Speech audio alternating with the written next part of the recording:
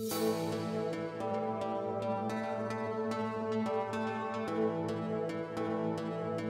sa mga pangunahing pangangailangan ng bawat Pilipino ang pagkakaroon ng sariling bahay. Sa buong bansa, nasa 1.4 milyong pamilya ang maituturing na informal settler o walang sarili at maayos na tirahan. Ang National Housing Authority at maging ilang lokal na pamahalaan binigyan ng mandato na magtayo ng abot-kayang pabahay para sa mga mahihirap. Ito, semento. Sanang bumabagsak siya eh. Pag ginanon mo, big sabihin, may konti yung mix ng semento. Pero ang ilang itinayong pabahay ng gobyerno, iniwang nakatiwangwang at hindi naman natitirahan.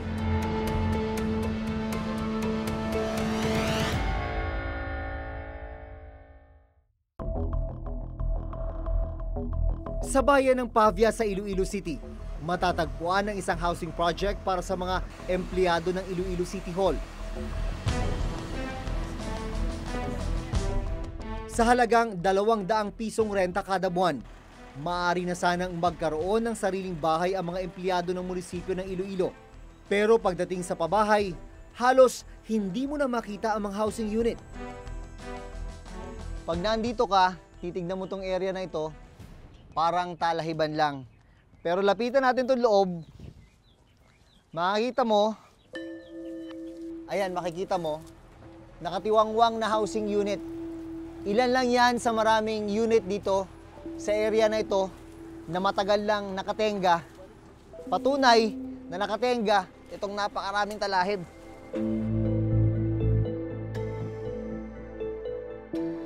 Ilang hayop rin gaya ng kambing ang nakita sa pabahay. Ang ilang unit naging target na ng vandalismo, habang ang iba tinubuan na ng damo at puno.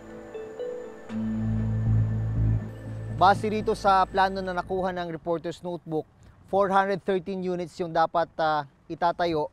Ang nagastos na rito, nasa halos 90 million pesos. Makailang ulit na sinilip ng Commission on Audit ang Iloilo City Employees Housing Project. Base sa audit ng COA, taong 2001, nang simulang ipatayo ng local government ng Iloilo City ang pabahay. Pero hindi ito natapos noong 2002 dahil sa alegasyon ng anomalya at substandard na material. Ibig sabihin, mahigit 15 taon na itong inabandona. 130 milyong piso ang inutang na pondo ng Iloilo City Government sa isang bangko. Mahigit 80 milyon ang aktual na pondong ipinahiram sa LGU. Base sa audit ng COA, umabot sa 62.6 milyong piso ang nagastos ng city government sa proyekto. Habang halos 24.8 milyong piso naman ang ibinayad na interes sa pautang. Wala ni isa sa mga housing unit ang napakinabangan. Ang isa daw sa pangunahing problema ng housing project na ito ay substandard yung mga materialis na ginamit. Meron pa daw mga pinto dati yan. May mga pinto, may mga bubong, pero dahil napabayaan nga, hindi nabantayan, pinagnanakaw ang mga pintuan, ang mga bubong. Well, yung vegetation na nakikita, yung mga halaman, no, maaring masira yung pundasyon ng bahay sa loob ng higit 15 taon. No? Napakatagal nun. At napansin ko rin base dito sa mga video, parang wala pang drainage o kalsada. So, most likely, masasaturate yung foundation, no? Yung pinutungtungan nung mga tahanan na to. Ayon sa kasalukuyang administrator ng Iloilo City, walang natapos na housing unit sa pabahay. Mayroon pong seryosong aligasyon na ang mga naturang bahay na itinayo ay itinayo hindi tugma sa kung anong plano nito at ginamitan ng very substandard materials. Bunsod ng mga aligasyon, hindi tinapos ng kontraktor ang konstruksyon ng proyekto. Sa kabila po ng seryosong attempt ng lungsod na maisip ang summons, hindi po malocate ang lokasyon nitong Alexander Trinidad na siyang di umano ang may-ari ng Ace Builders and Enterprises. Pinuntahan namin ang nakasaad na address ng Ace Builders at Enterprise sa dokumentong aming nakuha. Pero bigo kaming matunton ang kumpanya. Yung hinahanap yung Vincent Lim Street, kung mapapansin nyo rito, walang ganong street. At dito naman sa Ortigas Center, yung hinahanap nyong kondo, wala rin ho rito sa Ortigas Center na nasasakupan ng Barangay San Antonio. Kinasuhan sa Sandigan Bayan ang ilang opisyal ng Iloilo City, kabilang ang dalawang dating mayor ng lungsod. Sa former mayor natin, ang the first mayor ay nasa Sandigan Bayan na ho ngayon. Nakitaan ho ng probable cause na sampahan sila ng violation ng anti-graft. Kasama namin sa pag-iikot ng araw na yon, ang kapitan ng barangay kung saan nakatayo ang pabahay. Buti hindi naisipan ng mga taga rito sa inyo, yung mga walang tahanan na pasukin ito. Alam mo naman yun ang nangyayari sa may Luzon, di ba? Actually, nung una may attempt, pero napigilan to. Dahil iksido kami na mayroong nagplano na pasukin natin para may bahay tayo. So napigilan namin dahil mandated kami na sa barangay na wag padamihin yung mga squatter.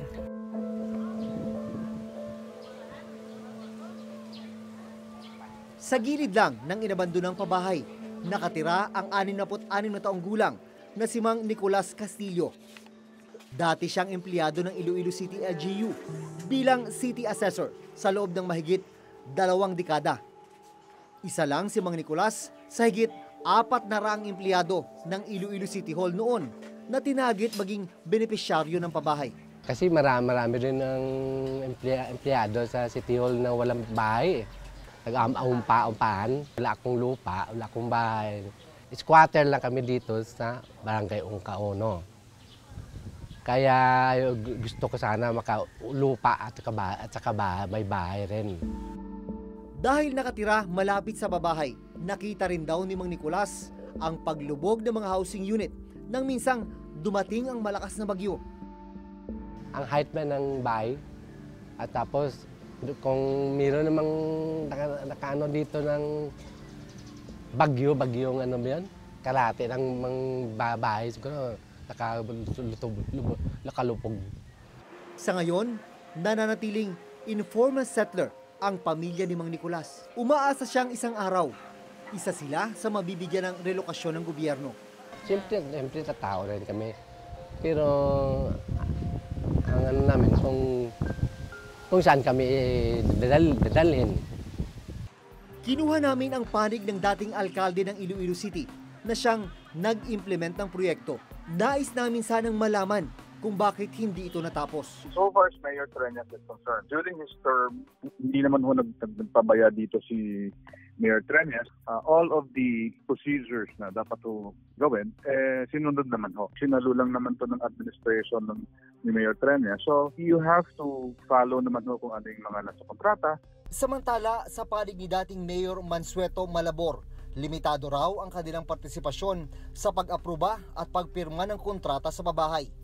The participation of former Mayor Malabor is limited to the evaluation during his term na na-approve yung kontrata na yan. Kasi siya ang nag-sign ng kontrata. So his participation is limited to that. So whatever happened after that, wala na siyang personal knowledge.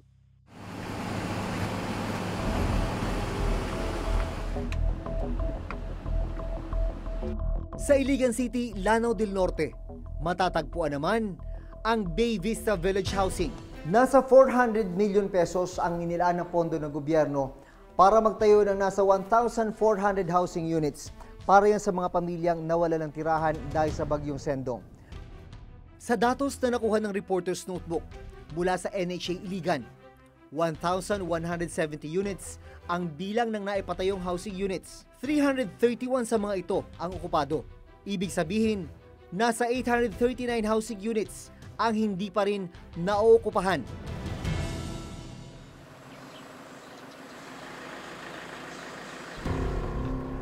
Nang puntahan namin ang mga unit na wala pang nakatira, nadatan namin ang ilan na wala pang mga pinto, bintana at linya ng kuryente. Ang ilan may mga bitak na sa mga pader. Ang isang unit na ito, pinasok na ng lupa dulot ng malakas na pag-ulan. Ipinatayo ang Iligan Bay Vista Village sa ilalim ng National Housing Authority o NHA. Ibig sabihin, Sila ang nag-implement ng proyekto. Sa gitna ng aming pag-iikot, nakilala namin ang isa sa mga residente ng pabahay na si Liza.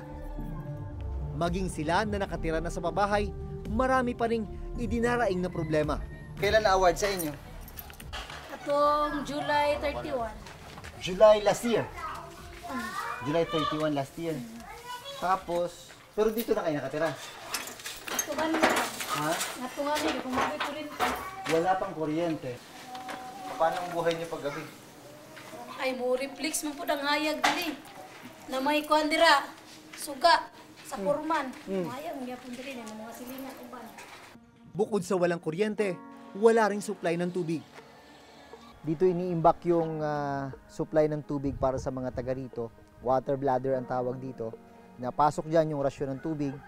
At kung kakailanganin na ng mga residente, doon na binubuksan. Pero kahapon, nagrasyon dito. Ngayon, yan ang laman. Tungo dito yan, pag binuksan nila, buksan nila yan. Diyan ngayon, mag-aabang yung mga residente. Mula nung lumipat sila rito, yan na yung isa sa pangunahin nilang problema. Ang kakulangan ng supply ng tubig. Para ma-turn over mo ang isang bahay, at least yung basic needs ando na. Kung wala pa mang permanent Meralco installation, at least temporary electrical facilities. Tubig, pag wala ka pang water installation, may rasyon ka ng tubig. Bukod dun sa kakulangan sa supply ng tubig, ito pa yung problema ng mga nakatira rito. Yung kanilang mga daan, yung ibang parte, may semento. Yung iba, ito, puro bato. Isa ang pamilya ni Evelyn sa mga umaasang mabigyan ng unit sa Bay Vista Village Housing. Nasira ng bagyong Sendong ang bahay ni Evelyn. Sa ngayon, nakikitira siya sa bahay ng kanyang anak sa Iligan. Kayo po ba yung nag-a-apply na magkaroon ng babae? Sa ano lang po, doon lang ako sa CSWD nagpunta noon kasi yun yung proseso noon na may ano, doon mo napupunta para sila yung maglista ng pangalan namin. So, nung nakita nila yung green card ko nga, may nakalagay na ngang isa. Hindi na daw kami qualified doon sa pabahay. ESA o Emergency Shelter Assistance ang pinansyal na tulong na ibinigay ng DSWD sa mga biktima ng kalamidad. Wala na ko ng gana nung sabihin nila yun eh. Kumbaga pa, kung ganun pala yung ano nun, yung 5,000, hindi ko na yun kukunin. Anhin ko man yung 5,000. Yung isang poste, hindi na yun magkakasya. Sa kasalukuyan, nasa mahigit 800 housing units ang nananatiling nakatiwangwang sa Bay Vista Village sa Iligan. Pinuntahan namin ang satellite office ng NHA sa Iligan, pero hindi sila nagpaunlak sa amin ng panayam. So kung may mga questions kami tungkol dun sa housing nyo dyan, sa kanila, so hindi nyo makakapagbigay ng detalye dito kung ilan yung occupied doon, ilan yung completed na. Para alamin kung ano ang estado ng mga pabahay ng NHA, maging kung magkano ang nagastos at ilan na ang nakatira sa mga housing project, nakipag-ugnayan kami sa kanilang opisina. Sa ngayon, kinakala pa ng NHA ang mga datos at dokumento bago magpaunlak sa amin ng panayam.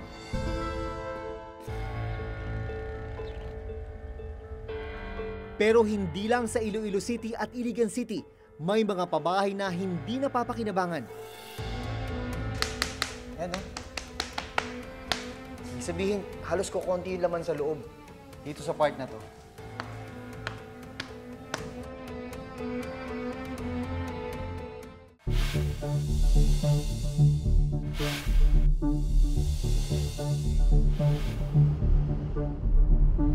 Sa pag-iikot ng Reporter's Notebook, natuklasan namin na ang ilan sa mga housing project ng NHA para sa mga low-salaried uniform personnel nakatiwangwang imbis na pinakikinabangan.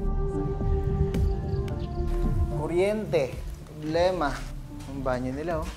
Parang walang kalaman-laman na simento. Ito, oh. Bakal. Walang dugtong. Eh, babagsak at babagsak talaga. Kaya ito, oh, nagkabagsakan na yung mga simento. Ito, Semento. Sanang bumabagsak siya eh. Pag ginanon mo, big sabihin, May semento. may konti yung mix ng semento. Sa report na inilabas ng Commission on Audit noong December 2016, isa itong Sea Breeze Residences dito sa Ibaan, Batangas sa kanilang sinilip. 1,109 units ang itinayo dito para sa mga pulis at sa mga sundalo. Hanggang ngayon, ni isa, wala pa rin nakatira dito. Nasa mahigit 190,000 na mga housing units ang naipatayo na ng NHA para sa mga pulis, mga sundalo, mga informal settlers, at maging sa mga biktima ng Bagyong Yolanda. Sa bilang na yan, nasa 76,000 housing units ang may nakatira. Ito ngayon ang nakakagulat. Sa bilang na yan, 60% ang nakatenga, naluluma, nasisira. 11 na housing projects ng NHA sa buong bansa ang nasilip ng COA na walang nakatira. 4 na housing projects naman ang nakitaan na ng pagkasira at pagkaluma ng mga housing unit. If you develop somewhere, is beyond those accessible distance from the employment ng mga tao, waste of money talaga yan. Walang titira. Bakit ang dami nakatenga? Ba't ang dami hindi okupado kung Okay. ganun? With respect to the AFP-PNP housing, no, isa-isahin natin yon. Kadalasan ang naging dahilan nila ay napakaliit yung sukat. Pag sinabi nating affordability, ang mga beneficiaries kasi, they're classified as low salary. So ito yung affordable housing para sa kanila. So our designs, the sizes, are also dictated by the budget. And then, may mga nagsabi na malayo na sa kanilang mga assignments. We left it to the AFP-PNP Housing Board yung responsibility of identifying and screening the beneficiaries. Aagarin natin ang dapat. Isang taon na ang nakararaan ng maging laman ng balita ang ginawang paglusob at puwersahang pag-okupa ng halos 5,000 miyembro ng grupong Kadamay. 6 na resettlement areas ang inokupahan dito pa lang sa Pandi, Bulacan. Kabilang na rito itong Pandi 3 residences at itong nasa may harapan ko naman ang Pandi 2 residences. Sinasabi ng Kadamay na mahigit 5,000 unit na ang kanilang naokupahan. Ang itinurong dahilan ng grupo sa ginawang paglusob ang matagal ng pagkatiwangwang ng mga pabahay. Ang sinasabi ng National Housing Authority na meron silang aplikanting 49,000 na aming inagawan o ng Kadamay, malaking kasinungalingan. Pinaglalaban namin ay di magkaroon ng bahay, magkaroon ng libre at pangmasang pabahay ang mga maralita.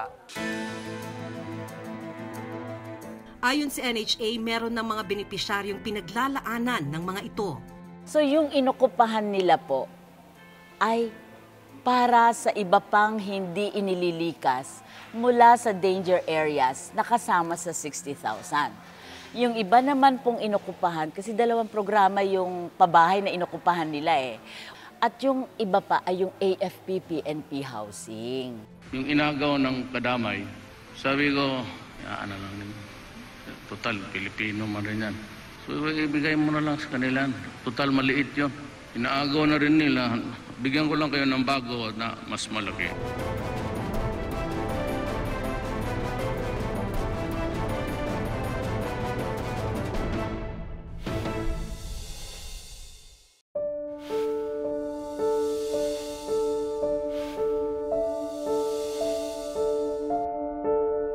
May mga lugar sa bansa na pinagtsatsaga ang tirhan ng marami nating kababayan. Habang libu-libong pabahay na walang nakatira at ilang taong nakatiwangwang.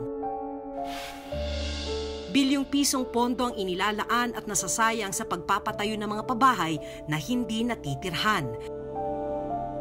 Sa huli, dapat na magbantay ang publiko kung paano at saan ginagamit ng gobyerno ang kaba ng bayan. Pondong dapat pinakikinabangan ng publiko dahil pera natin ito. Dahil sabi mo nila, hanggang sa susunod na Huwebes, ako si Maki Pulido. Ako si Jun Veneracion at ito nakatala sa aming Reporter's Notebook.